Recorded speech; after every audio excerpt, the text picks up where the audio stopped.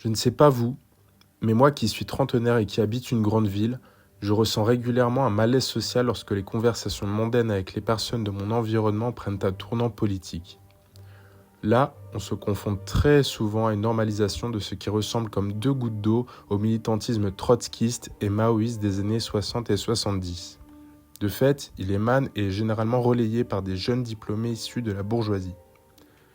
C'est-à-dire qu'on se retrouve dans des conversations où l'on constate une négation des méfaits, voire des crimes des partis, mouvements et leaders adorés. Et lorsqu'on a un minimum de raison et de culture politique et historique, c'est toujours douloureux. On fait face à une normalisation de l'extrémisme. Tous ceux qui ne s'alignent pas sur les positions sont des adversaires. Dans le cas de LFI, en l'occurrence, on serait forcément de droite. Alors, quand on parle de sectarisme, on peut déjà évoquer le fait que la France insoumise est l'un des seuls grands partis du pays qui, à ma connaissance, n'organise pas d'élections internes pour choisir ses dirigeants. C'est-à-dire qu'on a une sorte de gourou qui choisit la direction et écarte à coups de purge ceux qui le questionnent. Et c'est là aussi qu'on peut lier cette conception du pouvoir au fascisme, donc d'une façon au culte du leader. Si vous préférez, nous pouvons parler de totalitarisme, qui est intrinsèquement lié au marxisme dont Mélenchon se réclame. Je ne vais pas m'attarder sur ce point. Le philosophe Karl Popper a fait la critique la plus juste de cette idéologie. Pour détailler ma critique, on peut tout aussi bien évoquer Umberto Eco et ses 14 signaux pour reconnaître le fascisme. Parmi ceux-ci, on retrouve le rejet de la pensée critique, qu'on peut qualifier également d'ignorance.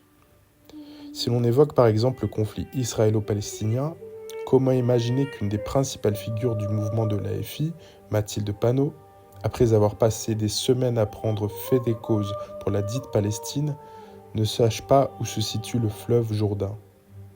Imaginez donc le niveau des militants si déjà l'une des têtes du parti n'a pas le minimum de connaissances requises pour se permettre de s'impliquer dans le sujet. J'ai évoqué dans le titre de cette vidéo une autre caractéristique de la France insoumise, l'identitarisme. Je pourrais gloser sur les mouvances dites décoloniales, dont le parti est proche, mais je vais plutôt m'attarder sur une des figures de cet extrémisme qu'est Rima Hassan. Récemment, celle-ci a partagé l'idée selon laquelle, je cite, « les Khazars massacrent les vrais sémites ». Le sous-entendu est clairement raciste et souhaite exprimer un terrible préjugé selon lequel la population juive et israélienne serait européenne et les dits palestiniens descendants des premiers autochtones. Or, c'est absolument faux. On peut tout d'abord d'une part commencer à s'intéresser à l'histoire et aux découvertes archéologiques pour s'en rendre compte.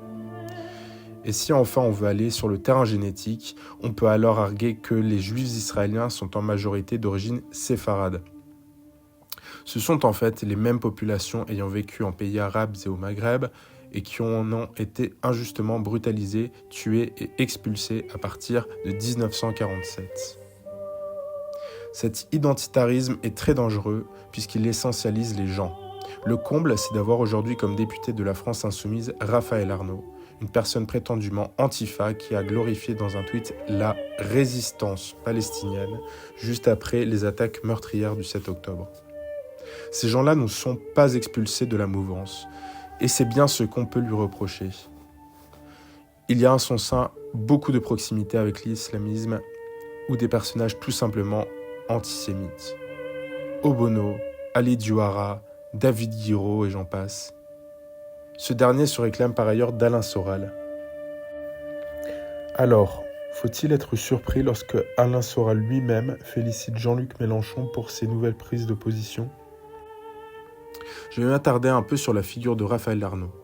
Lors d'une conférence à la Fête de l'Humanité de 2024, on l'a vu débattre avec François Ruffin, qui a par ailleurs été copieusement sifflé par le public pour avoir critiqué les méthodes de la secte éléphiste.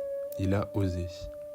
Arnaud a tout bonnement qualifié les électeurs du Rassemblement national de racistes, desquels il fallait simplement se désintéresser. Il s'agit pourtant du même électorat qui était par le passé clairement communiste et qui exprime peut-être plus qu'autre chose à travers son vote un sentiment d'abandon et de frustration. Imaginez donc voir cette nomenclatura d'extrême gauche au pouvoir, avec les atrocités qui s'ensuivraient sur les personnes ne suivant pas aveuglément leur idéologie. Ça s'est déjà vu. Le plus aberrant, c'est de les voir se réclamer du peuple. Je passe l'ostentation des bijoux en or de Raphaël Arnaud.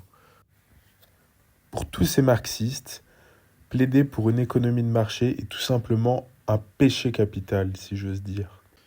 Imaginez qu'ils défendent par exemple un système dans lequel les syndicats vivent aujourd'hui essentiellement de subventions publiques et non des cotisations de leurs propres adhérents.